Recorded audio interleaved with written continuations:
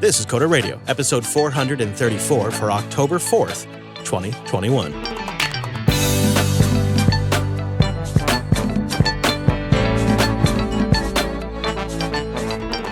Hello, friends, and welcome back into Jupiter Broadcasting's weekly talk show, taking a pragmatic look at the art and business of software development and the world of technology.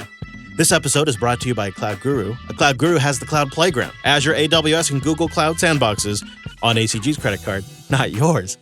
Get certified, get hired, get learning at cloudguru.com. My name is Chris, and joining us every single week is our work machine. It's our host, Mr. Dominic. Hello, Mike. Hello, Chris. Hello, sir. How you holding up? You doing all right? I'm all right. How are you? I'm good. I mean, I know it's the final push. You've been pulling in a lot of hours. I've seen some late night slacks that indicate you're working at all hours of the night and day. Oh, yeah. But you sound good. Yeah, I took a little bit of a rest today, but just to, not black out on the air. Usually not our best rated shows. I mean, it depends. Some people love them, I would imagine, You got to just play to all the niches. Yes. So I guess I'm a little envious because I've been working 7 days a week since I got back from the road trip. And the road trip was no walk in the park either, especially the last few weeks of it were really, really rough, intense. And I'm dying. Like, you seem like you're managing this, like you're in the final push of a release, and it's a lot of hard work. But like, you're showing up, you're fresh. You even put the show doc together today. I showed up and the show was ready to go. And I'm like, what is going on here? Meanwhile, I'm like scraping myself together to get down here. I want to know what your secret is. I don't really have a secret.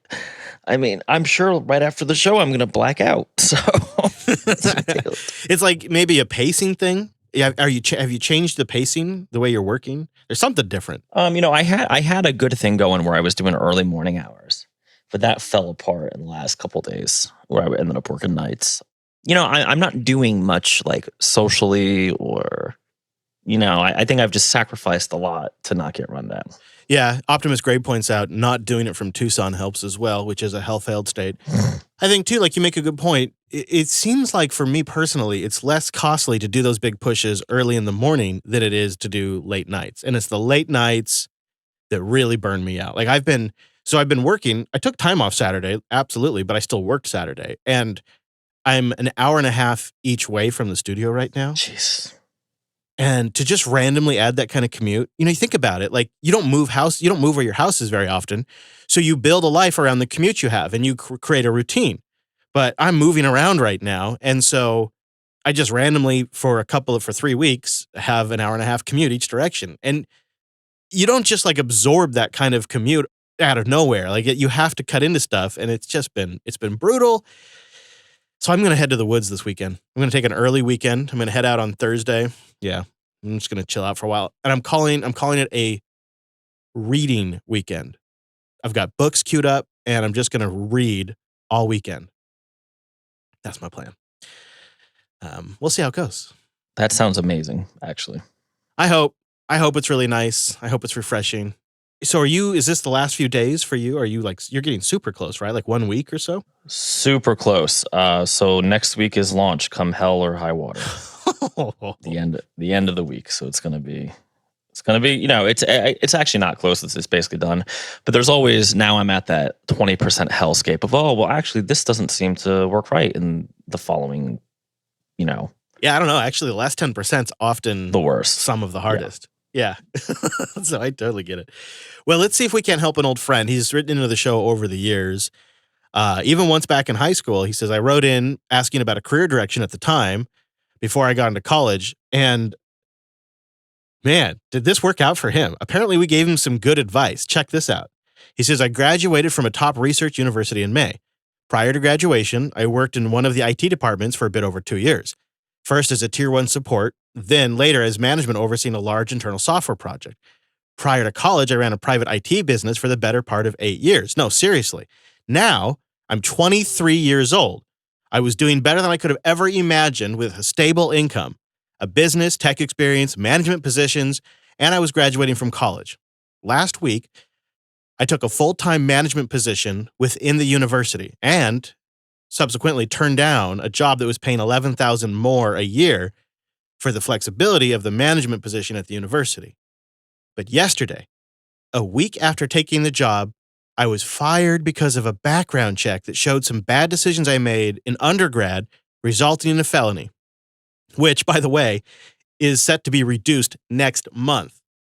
Now, I ask myself, amid burnout, depression, and needing to pay the bills, is tech the thing I want to do? And if so, how can I pursue it with this felony on my record? I don't know about Mike's relatable background, but I know Chris made some hard career decisions a while back that turned out really well. Why have you all stayed in tech? Have you all had to make these kinds of pivots before?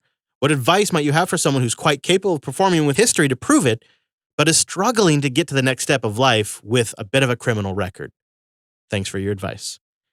That's tricky and such a shame, somebody that young to have opportunity like that taken from them because of a bad decision they made when they were even younger. And especially when it's about to be reduced next month. I mean, what a damn shame. He didn't want us to use any names, but I feel for him because he's written in several times, over all of this journey that he's been on, because the show has tracked all of it, and this is where he's at now.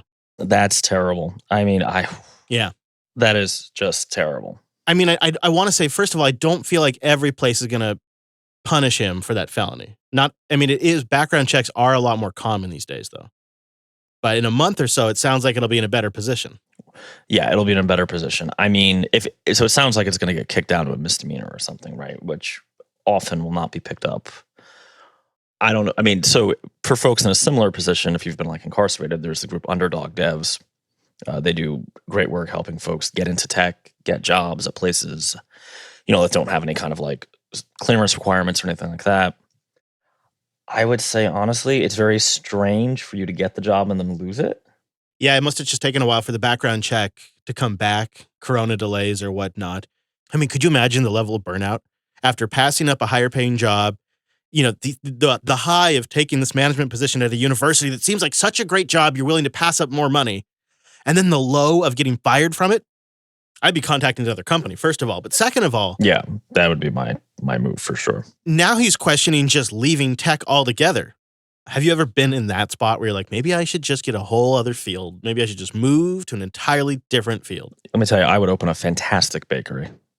It's not true, but... You know what's weird? Every guy that I talk to I have this, because I've talked about this with friends of mine who are in tech too. We all go to restaurants. I'd want to do a barbecue joint. Everybody I know it's restaurants. It is weird though, but that's an even harder business in some ways. Oh yeah, almost guaranteed to fail. I don't know that that's the best choice. Yeah, it's really what is your skill set and what are you passionate about? You can't just go become a farmer. It's not just, you don't just fall into farming. It's kind of like the same ridiculousness when, a painter gets laid off because he's got bad carpal tunnel and they tell him to go become a coder. It's give me a break. It's just not how it works. I mean, looking on the bright side here, though, the market for dev people is super duper hot right now. Yeah. So I don't think you're going to be unemployed for too long at all. Yeah, I think he's down more than he needs to be. I think he's going to be okay. Take the week or two, chalk it up to a bad experience. I understand that you need income, all that, but it's super hot and companies are having a super hard time hiring people in tech. And I think you'll land on your feet, man. I don't know. I know it's cold comfort, but it's kind of never been a better time to need a different tech job. Yeah, and I think too, if you got the right hiring person, if I saw your resume and I saw what you've accomplished in a short amount of time, I'd pretty quickly put together that you're a pretty motivated individual who's probably going to be a go-getter. And I'd look at some of those other things with probably less concern. But then again, I'm in a tiny company where I have that kind of flexibility. But what I'm saying is it just takes somebody with some intelligence and some individual capability to think on their own as an individual and not as part of a collective to recognize your value. I mean, it's clear just from that email what you're capable of. And people like that don't tend to stay down for long. But please keep us updated because I really genuinely want to hear it. So let us know. And if you're out there in a similar position or have any tips or experience, if you've been through something like this, relay it to us at coder.show/contact. But some guy writes in and he wants an M1 update for Mr. Dominic. He says, I was curious if Mr. Dominic could share his experience with using an M1 device to develop, especially in Python and C. I'm coming from a 2015 MacBook Pro, And after breaking the monitor, I figured it was time to upgrade. I'm holding out for the next generation of M1 devices and wanted to hear how it's been for you. And he also says, have you figured out when it's appropriate to run the terminal under Rosetta, or are you still stumbling with that sometimes? Always. Do you always just decide to run things under Rosetta? Is there Always. any issues with that stuff, and so on? Yep. Just always run it under Rosetta. Really? The terminal just always? And it's yeah, in fact, I changed it to the thing that's called terminal.app on mine is the Rosetta terminal. And the other one is like, I think I call it like ARM terminal or something. And you feel you're just going to leave it that way for a while, right? Let them sort it out. For like the indefinite future, yeah. Otherwise, like... It's fine. It's fast. It works fine. I mean, the MacBook Air is still like the best laptop I've ever owned, so... He asked too, like, about using IDE, specifically C and Python. All of that's been fine. No issues to report there. Yep, VS Code's amazing. PyCharm works fine if you want to go the JetBrains route, although I've pretty much replaced everything with VS Code at this point. That's not surprising. The most interesting thing about this whole M1 for development story is how, like, not interesting of a story it really is. In a way, yeah, right? That it's not this huge issue. Once you set up terminal to run in Rosetta, you're fine. One last email into the show, and I love this kind of stuff because it's great to get tips. Karl writes in with a cool tool, and he says, hello, Chris and Mike.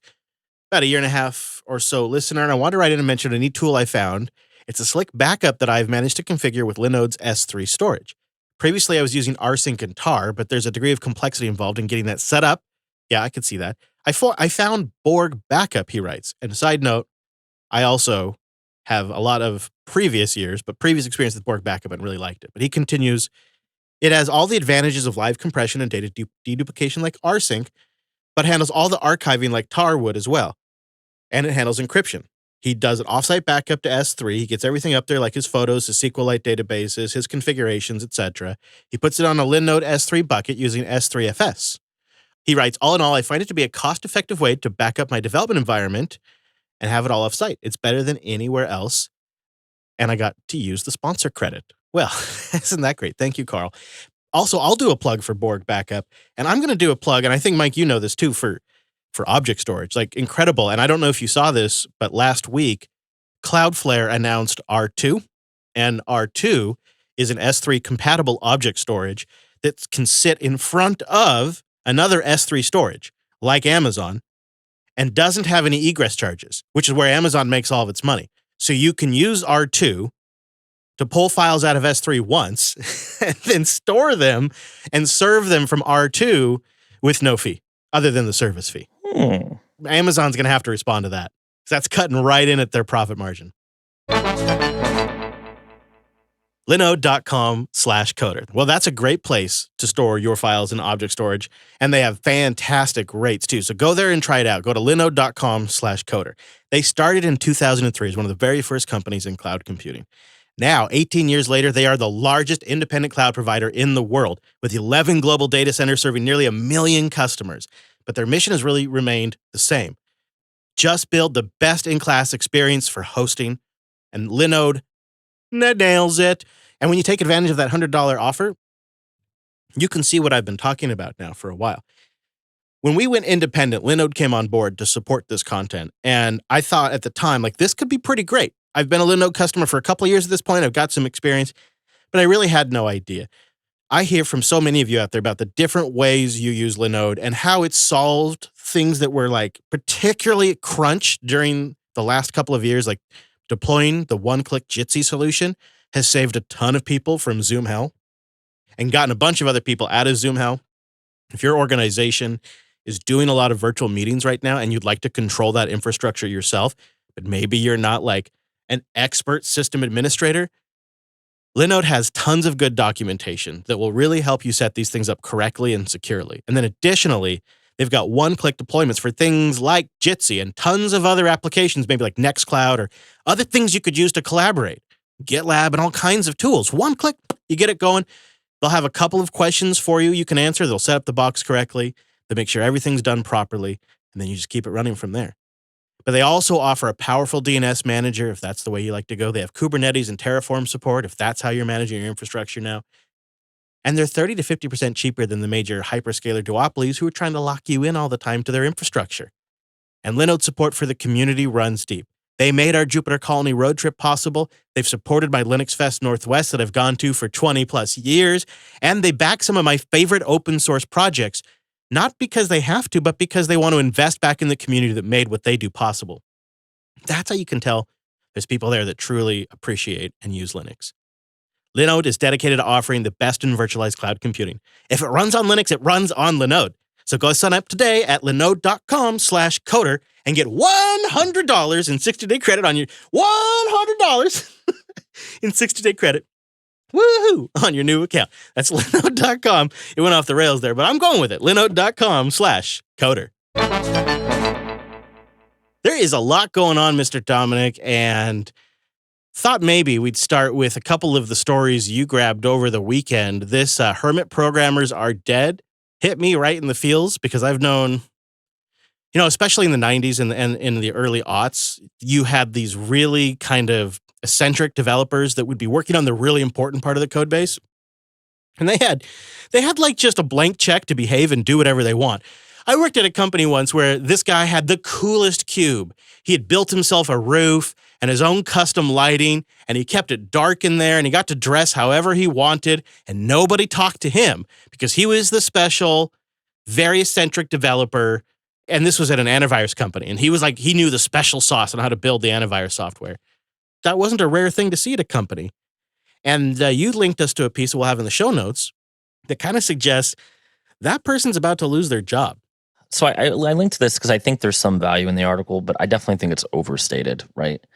There will always be the guy in the basement or the gal in the basement who has to write the firmware. So I know it's a bit of a caricature, but I mean, I know some very nice people who write firmware. Exactly, right? I'm nothing against firmware developers. I think what this article gets right is that there is a whole new skill set, more like, quote, soft skills, communication skills, not wanting to rip the user's throats out for not going on the happy path in your application. That is definitely going to provide increasing job opportunities and value. My issue is I don't think those are replacing your more, we'll call them dark matter developers, right? I think this is in addition to, particularly around the areas of like no code, automation, stuff like that, where basically the developer serves as an abstraction machine to keep the users or the end stakeholders away from the technical details in a way that they're still communicating kind of how things work, but in some sort of abstracted way. Yeah, this article but doesn't go all the way. But then the second article you linked about the OpenAI Codex, they basically come out and say, well, really, a future programmer's job is plumbing. It's about connecting APIs and building something out of existing wiring, and it's not so much about actual writing code. And so it'll make it necessary that they actually excel at things like communication and understanding people's needs and expectations, and not excel so much at the development, because that's more of just connect these different components together kind of stuff, which, first of all, I think I agree with you. It's like, yeah, that will be probably maybe even the majority of the jobs that are considered programming at some point. But there still has to be somebody somewhere building that stuff they're connecting. Yeah, I mean, and I would even argue that's like a realistic look at how programming jobs are now, right? How important is it for companies to have APIs that third-party developers can hook into to write whatever line of business app? Yeah. You could even argue that like using open source packages is a version of that. I think there was an article, I don't remember who wrote it, but like Lego-oriented development, I think was the title, or something very similar to that, where you're taking pieces and snapping them together. Instead of it being extremely frustrating, that makes it sound fun. Makes it sound fun until somebody like changes their OAuth scheme, and then it's not fun. Until you try to do it. He makes the case, and again, we have it linked, but there's going to be this explosion of what he labels as middle-skilled developers. I'll just read just a small excerpt here. He says, the number of programmers is constantly on the rise, but many programmers no longer need to be experts. Middle-skilled developers now do what needed an expert before. And experts now do what needed to be a team 10 years ago. Having all services as standardized APIs and a few packages that can access them all, suddenly the most complex programming task becomes plumbing activity where no programmers are needed. I just don't know if I buy that. I see, that's where I think the article is a bit overstated. It's funny, like I agree with it to a point. Like, yeah, I think middle-skilled, if that's what you want to call it, seems kind of derogatory, but middle-skilled developers I could definitely see that being the bulk of the market. And I could see in most business cases, you have a couple of people in your business who are connecting different things together like this with maybe a little bit of code in between to help, smooth over little bits or translate data or something like that. I mean, it's an interesting question of like, I also kind of picked up on the middle skill thing and didn't love that myself. Right. Is it really like a different middle skilled, or is it just a slightly different skill set that maybe as an industry we have historically undervalued? Yeah, and I think you and I started to touch on this when we were talking about that artificial intelligence text editor, which I've already forgotten the name of because I'm an old man. There's also Codex, the OpenAI project's Codex, which is similar in some ways, which you linked to in the show notes. Yeah. The whole idea there is that it's another system that writes code automatically using a few simple prompts in plain language to, prompt the developer, and then it kind of does the rest of the actual programming. I could see companies loving this idea. In their paper announcing Codex, OpenAI's scientists acknowledge that, in their words, quote, engineers don't spend their full day writing code. Instead, they spend much of their time on tasks like conferring with colleagues, writing design specifications, and upgrading existing software stacks. Codex creators, this is no longer a quote, but it's about to be. Codex creators suspect that the system may, quote, somewhat reduce the overall costs of producing software, end quote. And they say by letting developers, quote, write good code faster, they doubt it will steal jobs. If anything, they suggest automating the grunt work associated with software development will open up the field to a broader range of people, end quote. They called it a new specialty. Instead of middle engineers or middle developers or whatever the other guy called it, the Codex folks call those developers prompt engineering. Engineers that get prompted and craft textual responses to allow the AI to proceed. How about that? That's your new programmer, somebody who can craft textual responses to an AI to auto-deploy new code. Clearly, they're not there yet, but that's where they think they can take it. I suppose I may, if I can't be too skeptical, because I could play this back in a few years and eat my words. Yeah, I just don't buy it. We were all going to be like coding in Java and thinking about objects for the rest of our lives at one point. I'm just saying, right? True. I mean, VB6 was going to be the language to end it all. Like, I feel like these kind of pronouncements are nice and clickbaity. And there is something true here, right? There is going to be like more systems that integrate between different systems and, basically do a lot of what a custom developer in-house would have done. But behind the scenes, there's somebody writing like Python or whatever to make that system actually work. It's just they're giving you a better front end, or yeah, I don't know. You know what? We've been about to be wiped out for how many years now? I'm going to take a cynical, skeptical look at this. So if anybody feels very differently, feel free to let us know your point of view. Coder.show/contact. I think, while I'm not saying everyone on the project this is their intention, I wouldn't be surprised if some of the executives' intention isn't just to raise awareness about their group and to suck money out of large corporations who can be told, hey, if you fund us and you give us a runway for a few years, we'll develop a tool so you can pay your developers less and hire less developers. That's probably how they'd pitch it. If once this tool is fully operational, you could cut your development staff in half, and the ones you do have to retain, they'll be the cheap ones. You can see how these executives would have a horrible conversation like this amongst themselves. And then of course, they flower it up in very pretty language when it's business to business conversations and they're pitching it to the executives. They don't come out and say it like that, but that's what they're thinking internally. And they think to themselves, we'll get money out of these big companies for a while and tell them the promise of reducing their staffing costs. And in the meantime, maybe they get it working, maybe they don't, but they all get paid. Nobody's the loser. And these big companies get shown for supporting AI and open AI initiatives, and it looks great for them, and they become brand ambassadors, and they get their logo on the website, and everybody goes away fat and happy. And nobody actually has to produce anything that's actually going to make real-world code that runs in production somewhere that actually matters. Nobody ever has to get to that point because there's no benchmark, there's no goal. It's just sort of all nebulous. Is that too cynical? I mean, I think it's a little cynical, but I don't think it's wrong. So, many things can be true at the same time, right? No code isn't just fluff, which I think is a lot of what this stuff really is, right? But it's usually not no code. It's the end user doesn't need to care. But it's, GitHub bot or whatever it is isn't going to like put, Thoughtbot or TMB or any consulting company out of business. It's just going to be a tool that people use, and there's going to be caveats to the use of that tool, right? There have already been concerns about how it may or may not violate GPL and stuff like that. So I don't know.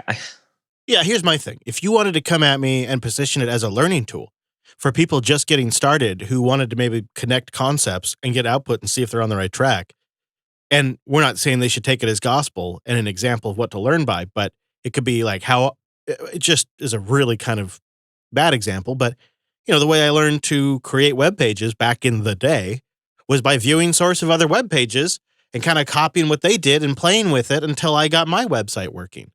Using it as a tool, these Codex things or the GitHub tool to do that kind of stuff, like if you wanted to pitch it as that, sure. But that's not what they're pitching. In fact, they're going so far as to say, we are going to redefine the software development field, and people will go from developers to prompt engineers. I mean, it's outlandish, right? It is braggadocious. It is so over the top. It's like we're gonna redefine one of the largest industries in the world because our open source tool is gonna have such an impact. And I may eat these words. Maybe I'm wrong. Maybe it will. But from where I'm sitting today, it seems like it'd be much more rational and reasonable to pitch these things as science experiments and maybe educational tools or coding assistance at best. Yeah, I mean, that's where I am too, right? And I also think there's like a whiff of, trying to once again have like real developers versus whatever these other people are. You're right. It sort of segregates the development community up a bit, slices it up into like, high-end developers and prompt developers. I remember like, iOS developers aren't real Cocoa developers. And then there was lots of money in the App Store and a lot of people changed their mind real quick. It became iOS developers. Yeah, now that's totally flipped. Yeah. Yeah. Datadog.com/Coder Radio. This here episode, it's brought to you by Datadog. They are the monitoring and security platform for developers, security professionals, operation teams, and anyone operating in the cloud age.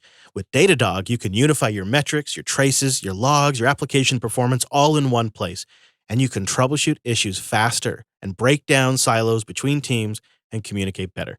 So head to Datadog.com/Coder Radio to check it out. Go create a real-time dashboard. They have over 450 technology integrations, and you can get started in just minutes. It is mind-blowing. You can easily pivot from high-level overviews of your entire environment right down to granular visualizations of the metrics or events you care about. See, Datadog has infrastructure monitoring, application performance monitoring, security, real-time user monitoring, and a lot more in one place. So go get started with their free trial today at Datadog.com/Coder Radio. Go see why thousands of companies and listeners of the Coder Radio program trust Datadog. It's their monitoring solution. And if you start a free trial and create one dashboard, Datadog will send you a free t-shirt. And you know what? Pretty much my entire closet is that stuff. And I haven't gotten nearly enough in the last couple of years. So go over there, support the show, create a dashboard, and get a free t-shirt. Datadog.com/Coder Radio. The show moves right along into the second half of the show. We got some good stuff today. You found one that's just right up your alley. It's a, I guess you could call it a review that shows that test coverage is not necessarily strongly correlated with the test suite's effectiveness. In other words, if shops out there are looking at their test coverage and saying, well, look, we have covered 100% of the code base with this, that doesn't necessarily mean it's effective. Greg Wilson writes, we'll have a link in the show notes, one of my recent hobby projects was a blocks-based tool for doing basic data science, and I was very pleased when the test suite achieved 100% line coverage. However, one of my coworkers found that code coverage was actually a poor prediction of how effective a test suite is at detecting bugs once the size of that test suite itself is accounted for. And he goes through the methodology that they used in good detail. But he writes, in other words, more tests do find more bugs, but it's the number of tests and not their code coverage that has the most predictive value. Surprising to him, but maybe not so surprising to you, is it? Again, I've been on a journey with testing for a long time. I sort of feel like the way test like line coverage became popular was it's a really cool metric for the business development guy at a consulting shop. It's measurable, right? It's measurable, and it's like a Boolean, right? It is whatever it is. But I would argue that many tests that people write aren't really valuable, and more tests that cover your actual line of business core stuff. Because this article, it's a summary of 2 academic papers, but there's a kind of a great point where what ends up happening in organizations that require 100% line coverage is you just get shallow tests that pass and like don't really test all the code paths, or they might test trivial things, but not like the core functionality of the product. So that's, I don't know if I agree with, obviously the data does suggest that more tests are better, but that's different, right? That's more tightly focused, smaller tests rather than covering each line of code. It's interesting, right? Testing is kind of like fashion. It was all about test first, then it was TDD, then it was BDD, and then it was like, I forgot what the other one was, but like experience oriented or something. And now I don't know. I've personally fallen into this way where I will test the mission critical stuff like with a lot of obnoxious little tests to try to hit every code path. But I'm sort of not like running Selenium and worried about if the CSS is a little off. Somebody will tell me, or I'll see it visually and just fix it. Is this a point of contention when you are temporarily or you just start working with somebody new? Is this like a shocking revelation to them? You mean like a new developer or a new customer? Somebody on the team or just somebody you're working with that finds out your philosophy on this? Like, how does that conversation go? Everybody in an interview says testing is important to them, and then I've never met someone who actually did it. So, yeah, just like everybody says, read this before you start something, or eat your vegetables, right? Wipe yourself after you. What? Well, some of those I hope are happening. Okay, well, we need somebody out there to help us. We need a clip that it's like, we told you so. We told you so, but something from the show or some clip or some jingle, because since we've restarted the Coda Radio program, it kind of seems like every kind of prediction or speculation we made like 10 years ago, 13 years ago, whatever it was, is essentially now coming true. Like, it takes a while for these things to filter through the system, apparently. But this morning, we saw another round of Apple executive emails get posted that shows in July of 2018, Apple was openly talking about a unique arrangement, that's a quote, a unique arrangement with Netflix in regards to in-app purchases. And I know you saw this. And it just feels like it's a smoking gun that while Tim Cook testified in front of Congress saying that they treat all developers the same, this is documentation showing they clearly do not.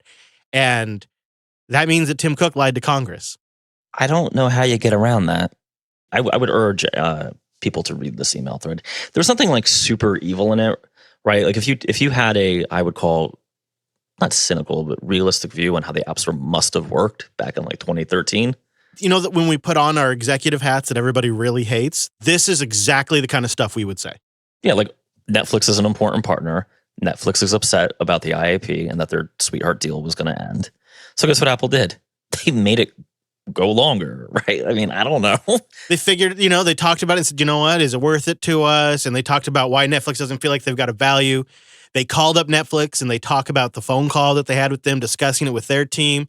It's all just an open, frank conversation about like how Apple's giving Netflix certain assurances. If Netflix will do X, Y, and Z, they'll get a special deal, and why the in-app purchase isn't working for them, and how they've done the math and it just doesn't work out long-term for Netflix. And all of it's right there. It's exactly the cynical kind of bullshit you'd expect from Apple. Netflix is like, hey, it's strategically important for us to have our customer like contact information and the billing information. And Apple's like, yeah, we know, but yeah. Right? And you could totally see why Netflix is like, this seems bad for us. Yeah. And Apple's just like, but we need that sweet in-app purchase revenue. So I'm trying to come back to his words were, we treat all developers the same. And I'm trying to think like, well, if I were to really kind of corporate nuance that, maybe, so developers is a category of people, and that category has subcategories that include reader developers and streaming developers and game developers, right? Like maybe that's what he meant. That's what they're doing now. Yeah, now. Like the concessions they've made has all been in what they call the reader category, which it is amazingly does not cover Kindle. I'm trying to back logic what he could have meant now that we know all this. Like he must have meant by developers, I mean 4 groups of different kinds of people that we treat differently depending on what group they're in. That must have been it. They will have to do something like that. But it's pretty clear that the dude just made a mistake, right? The tide's changed, man. Like there is legal action happening, and it's not all like anti-competitive stuff or anti-monopoly, but it's close. A lot of it's close in countries all over the world against Apple and Google. Like it is building, and it's happening here in the US too. Like these tech executives are going to get called in again. Like the whole thing it's really building to something. I'm just not sure what the hell it is. Well, yeah, just going back to the email, right? If you look at Apple's whole argument to the Netflix people, like they even know that it's kind of bullshit, right? It's like, yeah, to provide the best experience and to get our cut, right? Like, yeah, I don't know. The thing that kind of shocked me was years ago when we would talk about these issues, like just the massive amounts of hate mail. That it was just like, oh, Mike's evil. This is speculation. You guys are just such Apple haters. And now it's crazy. Now it's the exact opposite. Now that this stuff is common knowledge, it's, oh, you guys are such Apple lovers. It's really funny. They made a good laptop, and I like it. And that's it, I guess, huh? And headphones. Headphones aren't bad. I mean, they're pretty practical, really, if you're already in the ecosystem. The AirPods Max that I'm wearing right now are fantastic. Thank you. So we got a tip of the week, which sounds lovely. Just the tip, though. Just the tip of the week. So what is it? Is it a Python tip? It's a Python tip. So Python 3.10 is coming out very soon. In fact, I think they're doing a live stream of getting ready to release it or something I saw on the interwebs earlier today. And a feature that I really, really like in Python 3.10 is the ability to have your return types, be not strong type, but like type hinted to your custom classes. Sounds a little crazy because I said it weirdly, but think about it. Let's say we have a custom class called Gungan. Not sure how I got to there, but let me think it's called Gungan. Mm-hmm. And we want to have type checking against our custom Gungan class because, we don't want any humans or like Twi'leks in here. We just want Gungans. Yeah, of course. Yeah.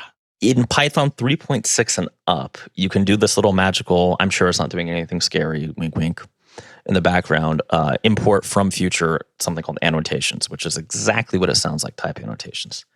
So in this gist, will be in the show notes, I do a very, very contrived, very, very loose, very somewhat incorrect singleton pattern that shows you that you can indeed do that and that it does, it does sign the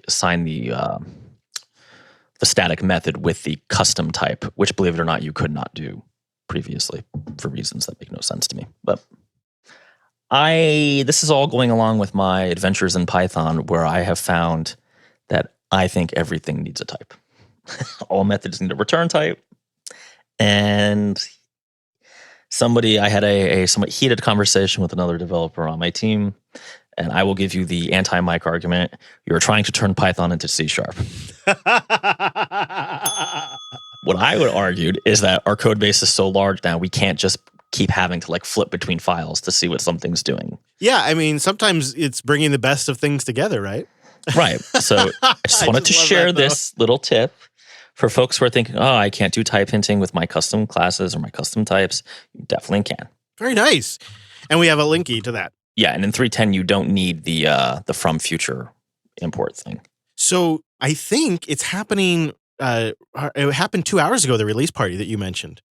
Oh, it's going right now. It's going on. It's actually going right now. They started streaming 2 hours ago, but there's 200 people watching it right now. I'll put a link to it. By the time the show's out, it'll be over, but you can watch the archive. So 3.10 comes out today. They're doing the release party right now as we record. And just in time for folks stuck on 3 whatever and who 3.6 plus, can't be 3.5, and who want to enjoy some 3.10 goodness, you can still have it. That is pretty exciting. That's neat. Look at us. Breaking news right here on the Coder program. And then one last link to read later today. Facebook was famous, probably still is really, for that saying, move fast and break things. And you got to wonder if they haven't just built up horrendous technical debt with that saying. I noticed you linked, is it to their book? To their Move Fast book? So this is a book written by actually a fellow podcaster, Jeff Meyerson, I hope I said that right, who did a bunch of interviews of Facebook technical executives and technical folk. And I love the irony of this was already in the doc before I knew Facebook went down, but I really like that we put this in the day Facebook just... Especially when it's looking at that aspect of their culture. Yeah, well, it looks like it's a DNS problem. And I can't say that I've been free of DNS issues, so... Yeah, it is a bit ironic that it is down the day after horrendous press. Like Sunday was brutal for them. There was a leaker in the Wall Street Journal, then that leaker got interviewed by 60 Minutes. I mean, it was like a coordinated attack against Facebook on Sunday from the media. I mean, maybe there's some system admin over there who's like, I can't do it anymore. It's just funny that they're down today, right? And it's not just Facebook. It's WhatsApp, it's Instagram, Messenger. So the book's a pretty good look. I mean, Facebook is a PHP shop. Yay. But they've done some interesting things with the hip hop VM. And it's a very short book. It's basically interviews with the technical executives and how they make decisions. For all you testing zealots in there, they hired one of the fathers of TDD, and he was surprised at how little testing they have and how it went okay. But Facebook, to their credit, like this whole book is how, as their scale and their needs and frankly their importance to like the world changed, they changed their processes, and they're always evolving their processes. I am not the biggest Facebook fan, but I think that if you can dislike what they do, but still respect that they are extremely solid engineering organization. And if you're in this industry, I would strongly recommend you read the short book to kind of glean some ideas from how they do things. Yeah, take the best. Take what's worked. It looks like a good book. Again, it's called Move Fast, and we will have a link in the show notes. They write, Facebook's strength is having little reverence for accepted sacred cows of software engineering and being willing to adopt more formalized practices when needed to, like TDD, when necessary. Nice summary there, Mr. Dominic. I agree. And I think that is, probably, speaking of a reading weekend, not a bad one to throw on the list because how many pages? 192 pages. Yeah, it's super short. Yeah, that's great. And it's $7-8 for the Kindle. That's not bad. I want to say thank you to our Coder QA members. Sorry, I'm cracking up. It's a long day. We're about to record a new Coderly, so there's going to be new content for our members. The exclusive Coderly that we do every quarter. And if you join our Coderly feed, you can get this one and all the previous ones by going to coderqa.co. Become a member, support the show, get a limited ad feed. And in that limited ad feed, you automatically get the Coderly report when it's released. It's usually released a little while after we record because it is as Drew's time allows, of course. And then you can also just stay subscribed to the feed you have today and just grab it from the downloads area if you're a member. That's at coderqa.co to support the show and get access to the exclusive Coderly. And go find our friends at Cloud Guru on social media. They're just / a Cloud Guru just about everywhere. The YouTubes, the Facebooks, not right now though, and the Twitters. Twitter is still up. You can find Mr. Dominic over there. He's at Dumanuku and his company's at the Mad Botter Inc. Anywhere else you want to send people this week, Mr. Dominic? Nope, that's good. Woo! You can find me over there at Chris LES and the podcast at Coder Radio Show, as well as the whole podcast network at Jupiter Signal. See, we got to get out of here because I'm losing it. Who knows? I might start singing soon. You can also find show notes, links, everything we talked about today at coder.show/434. Over on that page, you're going to find our contact form as well as our RSS feeds, all of that so you can subscribe, get the show weekly, or send us your feedback. And last but not least, we'd love to have you join us live. We do this here show noon Pacific time, 3 p.m. Eastern at jblive.tv. Thanks so much for joining us on this week's episode of the Coder Radio program. See you right back here next week.